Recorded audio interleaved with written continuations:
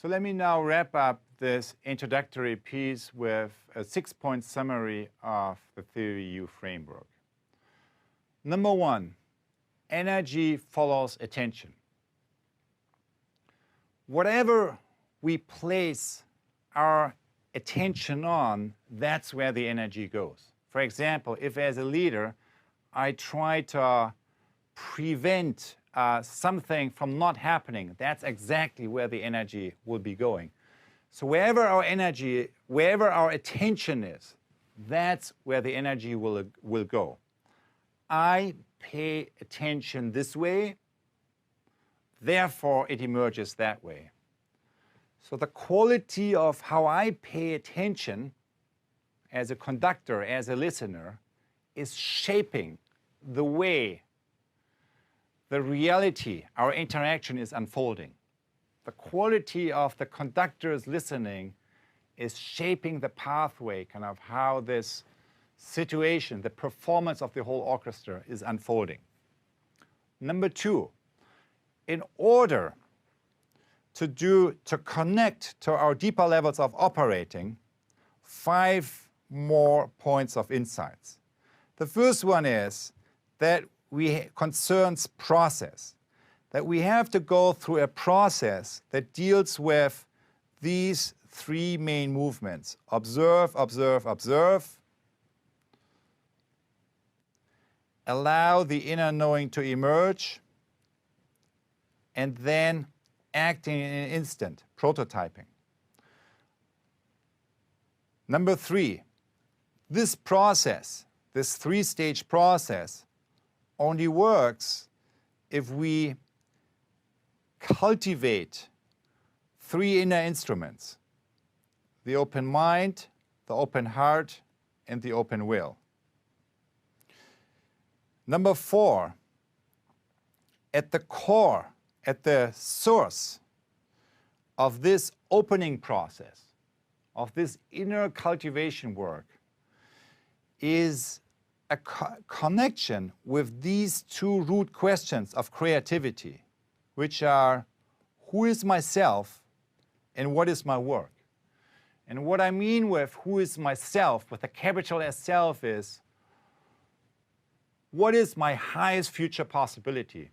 And what I mean with capital W work is, what's my main thing? Kind of what is my purpose? What is my calling that I start to, if I start to connect with it, what's the type of work that if I begin to connect with that, generates more energy than it takes out of me? So that's the second question, what is my work? Number 5, why is this the road less traveled? Many people know this kind of process and they say, yeah, I know creative people that work that way, and I have had moments of that in my own creative work. But that's not how we work in our organization. Our organization, very often, kind of we are here on this downloading level, or maybe kind of on the first 2 levels, but not going deeper. So why is this the road less traveled? And I believe it's the road less traveled because the moment you put yourself on a journey, and of course, this process that I'm talking about here essentially is a lifelong journey. If you put yourself on that journey, you're going to face 3 enemies which prevent you from accessing your deeper sources of creativity. And the 3 enemies are, number 1, the voice of judgment, which is shutting down the power of your open mind. The voice of cynicism, which is shutting down the power of your open heart.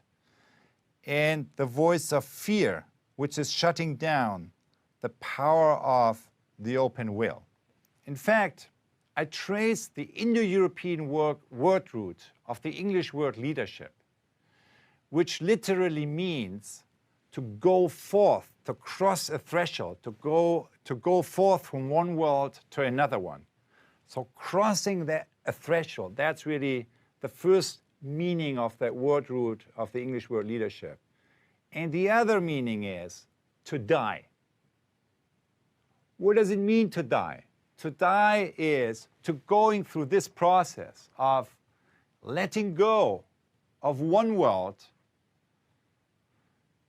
in order to, letting go of one world that we are very familiar with in order to let come of another world that we don't even know whether it's really existing, and that we can only find out about if we have the courage to let go of the known and to put our foot into the territory of the unknown.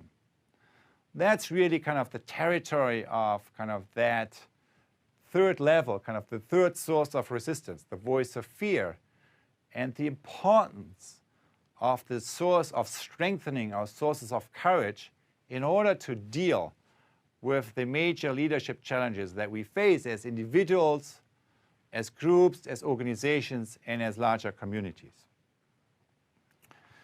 Lastly, number 6, the 6th point is that this opening process of opening the mind, the heart, the will, when you deal with real change in society today, is not only important for you to do as an individual, but you need to hold the space to go through the same kind of process also on a collective level.